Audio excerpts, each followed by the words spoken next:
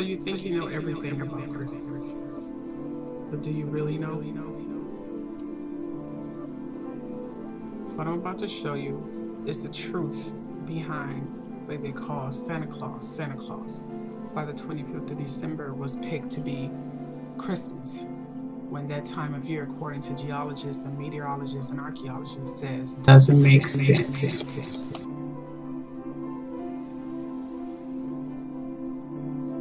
Clue number one.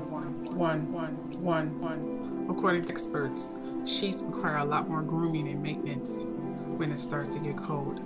They can handle it, but it's not good for them. Clue number two. To Luke chapter 2, verses 7 through 8.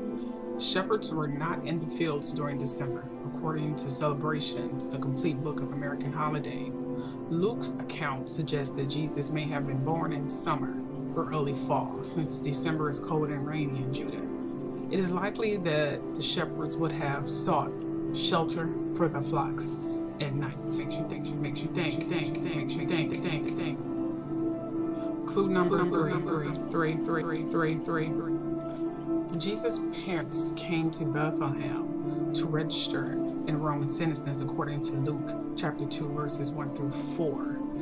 Such sentences were not taken in winter, when temperatures often drop below freezing and roads were in poor condition. Taking sentences under such conditions would have been self-debating. Given all the difficulties and the desire to being pagans into Christianity, the important fact then to get clearly into your head is that the fixing of the date is December 25th was compromised amongst the pagans. Now we know the political agenda to the devil's plan to have people thinking and praising one day, claiming to be Jesus' birthday, but secretly he wanted people praising fake gods and fake cultures. That's why he dedicated that day to Jesus. He did it for a secret agenda to pretty much lead people in deception and basically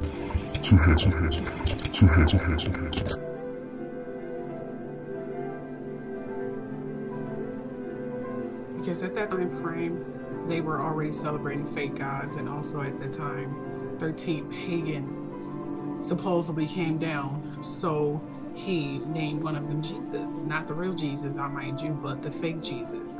He just had everyone thinking it was the real one, and then declared it to be the day that Jesus was born. Trickery number one.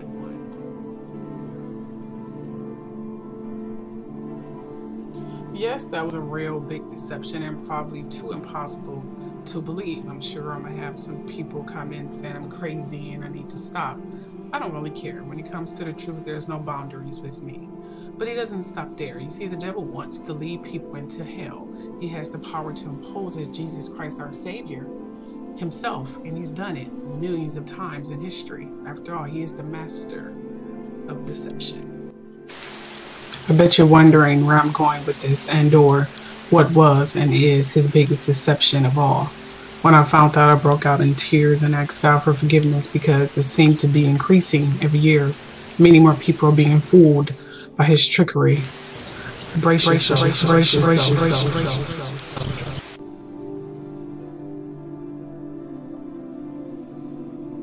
me tell you what he did. Let's talk about his past regressions. You see, the devil likes to collect idols. He wanted to use Moses' body, and he wanted to use it to create idolatry among the people so they can be leaded into hell, because worshiping idols and calling people your idol is a sin. But God didn't let him, and that's when he had divided Moses himself. Listen to this. Here are 3 ways in which the devil can deceive. This is from my Illuminati Act Part 1 video. Take a listen. He is very cunning. First, by music in ways such as a vision or an idea. He used music to do that. Second, by meditation in ways such as possession and hypnosis. That's what meditation does.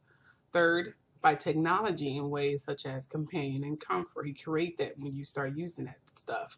Well, let's rewind to biblical times. As you all know, that Satan was kicked out of heaven. Moses and the burning bush, Exodus 4:4.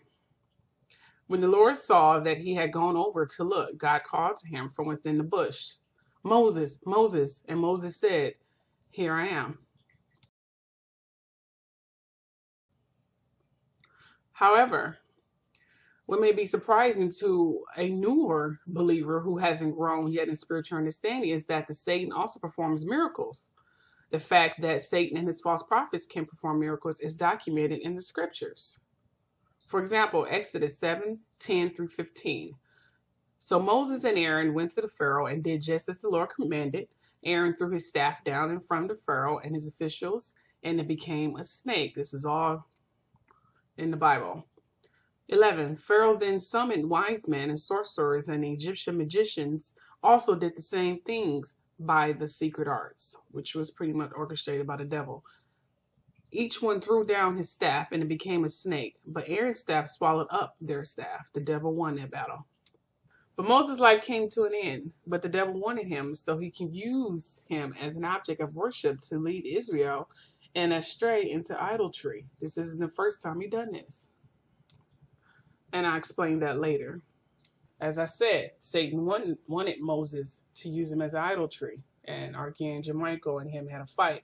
It pretty much states that in the Bible, in Jude, 1st chapter, 9th verse. But even Archangel Michael, when he was disputing with the devil about the body of Moses, did not himself dare to condemn him for slander, but said, The Lord rebuke you. Archangel Michael won that battle. And then that's when God spoke, and he pretty much hid the body of Moses himself. And right to this day, no one knows where he hid that body at.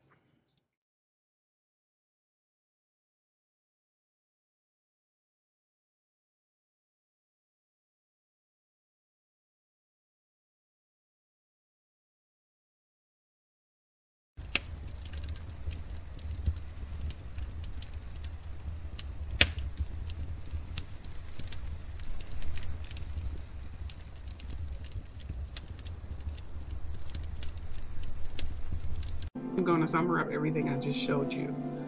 These are the hidden facts. Izzah, Elias, Solemn, God, Jesus, Christ, or whatever name you want to call him, was never born on December 25th. Sources indicate around April, May, June time. Number 2, 13 pagan fake gods slash goddesses, as I said, were born on December 25th. Number 3, the most famous tree. Roman pagans always worship plants and trees. Pagans believe that trees and plants were symbols of fertility. Number 4, who is Santa Claus?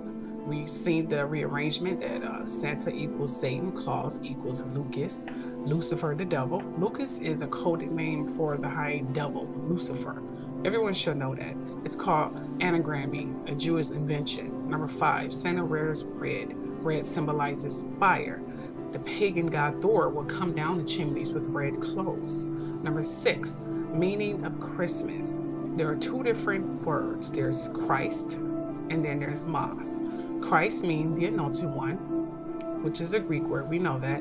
And Mas stands for death or sacrifice. So when you say Merry Christmas, it means Merry Death of Christ, which means you're basically saying God is dead, Jesus Christ is dead, and we both know that's not true. You can twist it around and say, oh, it's the day he, sacrifices sins and all that. No, that's not what they mean, and you know it. So when you say that, you're committing blasphemy against Jesus Christ.